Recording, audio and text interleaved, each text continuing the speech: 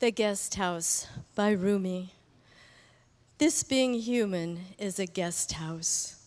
Every morning, a new arrival, a joy, a depression, a meanness.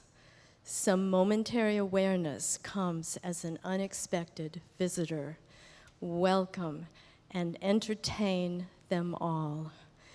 Even if they are a crowd of sorrows who violently sweep your house empty of its furniture, still treat each guest honorably.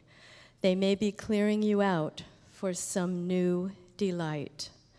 The dark thought, the shame, the malice, meet them at the door laughing and invite them in. Be grateful for whoever comes, because each has been sent as a guide from beyond.